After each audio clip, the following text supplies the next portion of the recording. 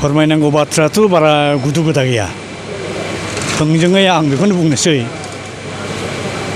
जे आलादा बड'लेण्ड रायजोखौ बर'फ्रा गमामायैनो थाबैनो जुदि आदाय खालामना लानो हायाब्ला बे बुहुमाव बर' हारिया गावनि राव हारिमु सोदोमस्रि गावनि थामोनथा गावनि political right two self determination बेफोरखौ थिरांथा खालामनानै थांनानै थानांगौ मस्थ' गोब्राब जानो नागिरदों।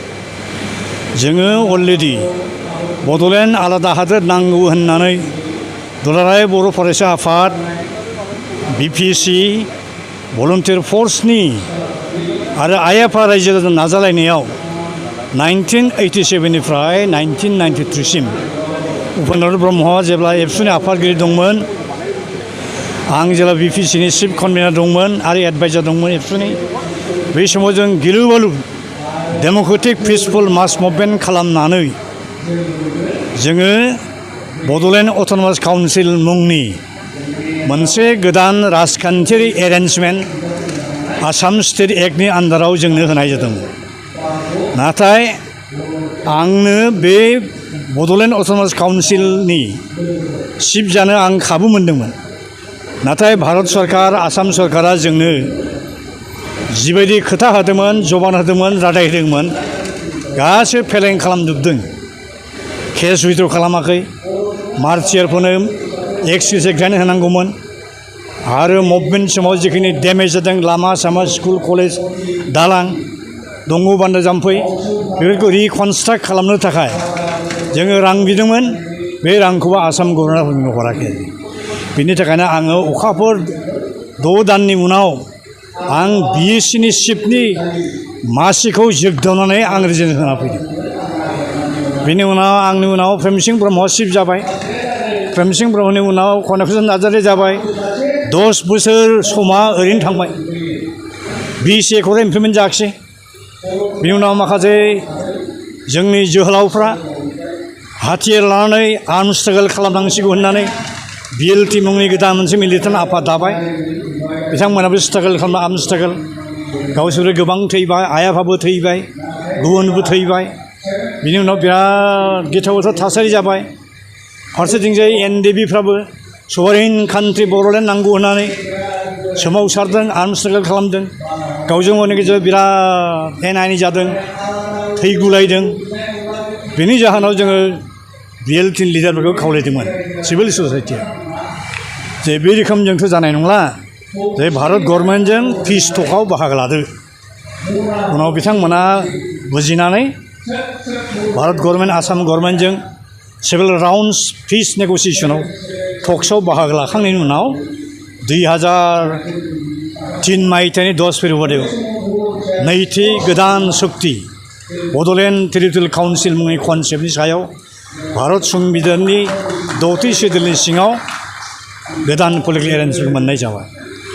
दिनै बे गोदान पलिटिकेल एरेन्जमेन्टखौ सालायनाया 20 बोसोर बारलांबाय। बे 20 बोसोर समनि गेजेराव जिबायदि डेभेलपमेन्टनि खामानि जानांगौमोन, जानो हायैनि खारना जाबाय जेसेबां जोंनो थाखा फैसा हरनांगौ, रांखावरि हरनाया जथेस्थ' खम, थोजासे नङा। आरो लोगोसे मा जाबाय, बिटिसि गभर्नमेन्टनि आन्दाराव ल' एन्ड अर्डार पुलिस कन्ट्रल खालामनो अधिकार गैया, राइट गैया, मोन्थाय गैया। पुलिस एन्ड ल' एन्ड अर्डार साबजेक्टखौ ट्रेन्सफार खालामाखै। बेनि जाहोनाव बे ओनसोलाव जे गुबुन गुबुन देश गुबुन गुबुन जायगानिफ्राय रोजा रोजा अनजिमानि गोदान गोदान मानसि हाबगासिनो दं। ल' एन्ड अर्डार सिटुएसन क्रिएट जागासिनो दं।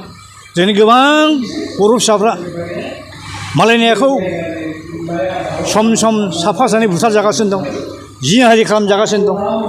दा बेफोरखौ जुदि बेफोरनिफ्राय बारग'नांगौब्ला आलादा हादोर जों जेब्ला मोनगोन, ल' एन्ड अर्डार पुलिस पावार जेब्ला जोंनि आखायाव थागोन, अब्लासो जोङो नांगौ रोखोमै थांनानै थानो हागोन।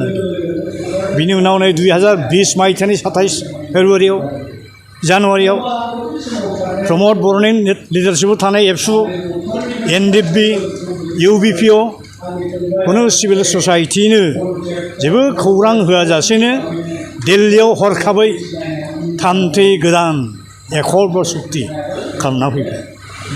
बेनि जाहोनाव मा जाबाय, बिटिसिनि दिनाव बिटिसिनि आन्दाराव जिखिनि पावार एन्ड फांसन जिखिनि एरिया मोनखाबायमोन बे एरियाफ्राबो दानख' जानायनि अबस्थायाव गोग्लैफैदों 16टा डिपार्टमेन्टखौ डिसिफोरनि आखायाव हरनाय जादोंमोन जायनि जाहोनाव बिटिसिनि जिथु पावार एन्ड फांसन बेनि जिथु डिग्री एन्ड अट'नमि बे जथेस्थ' खमायलांदों आरोखि बिनि जाहोनाव बेनिफ्राय बारग'नो थाखाय जोङो माखासे मोदोम गुदुं मानसिया सुप्रिम कर्टआव केस हैनांदों गुवाहाटी हाइकर्टआव पिएल केस हैनांदों दा गुवाहाटी हाइकर्टआ जोंखौ पिएल केसजों जोंखौ फेजेनदों दा आं हारसिङैब्लाबो दिल्लीयाव सुप्रिम कर्टआव आं दा बिटिसि बासायनायनि पावार एन्ड फांसन बासायनायनि बाउन्डारि बासायनायनि थाखाय आं आपिल हैना दङ दा जोंनि बे 20-30-35 बोसोरनि समनि गेजेराव जोंनाव मोनसे रोंगौथि फैबाय एक्सपेरिमेन्ट जों मोनबाय जोंनाव मोनसे रोंगौथि फैबाय जे आलादा हादर बड'लेण्ड मोनाब्ला बे बिटिसि होन बिटिआर होन बेजों खुनु रोखोमै जोंनि बर' हारिया जुगे जुगे बे बुहुमाव भारत हादरनि सिङाव सोद्रोम बारग'सा हारि हिसाबै थांनानै थानो मस्थ' गोब्राब दं नागा मिज' अरुणाचलिस गार' खासिया जयन्तियाफ्रा जेरै 5 लाख 10 लाख 7 लाख 12 लाख 15 लाख जुदि सेपारेटलि मोनोब्ला बर'आ जेराव 20-25 लाख दं जोंनि प्रप'ज बड'लेण्ड एरियायाव बुरलुंबुथुर दैमानि साहा जों माने सेपारेटलि मोना आरो जोंखौ खेबथाम थाखाय बे भारत जेब्ला जों गभर्नमेन्टजों सावरायो गभर्नमेन्टआ बुंबा बै समाव जे खुनु रायजोखौ बुखावनानै रावनोबो गोदान रायजो होनायनि भारत गभर्नमेन्टनि आखायाव खुनु थांखि नाथाय जेब्ला साननाय जागोन आलादा गोदान रायजो दानायनि नोंथांमोनाबो साननाय जागोन नाथाय जोंखौ थगायबाय 2014 मायथाइयाव तेलेंगानाखौ होआ होनदोंमोन 2014 मायथाइयाव तेलेंगाना नै मालाय होनानै थांगलायबाय दा बे हिसाबै भारत संबिधाननि 2-3 आर्टिकेलाव रोखा लिरनाय दं इन्डियान पार्लियामेन्टआ सुप्रिम अथरिटि सेपारेट स्टेट होनो हायो गोदान स्टेट होनो हायो मोननै मोनथाम रायजोखौ दाजाबनो हायो आरो जोंनि इन्डियान कनस्टिटिउसना जों जिखिनि मिथिगौ बियो फ्लेक्सिबल बेखौ जेरै नांगौ एरै सोदांनो हायो बे स्टेटिक नङा बे इनिलास्टिक नङा गोसो जाबानो गभर्नमेन्टआ गोसो जाबानो इन्डियान पार्लियामेन्टआ भट लकसभा ओमफ्राय रायजोसभाया बिल पास खालामनानै सेपारेट स्टेटखौ दाना होनो हायो तेलेंगानाखौथ' खुनु प्रत्येक गावहोआमोन अन्ध्र प्रदेशनि मानसिया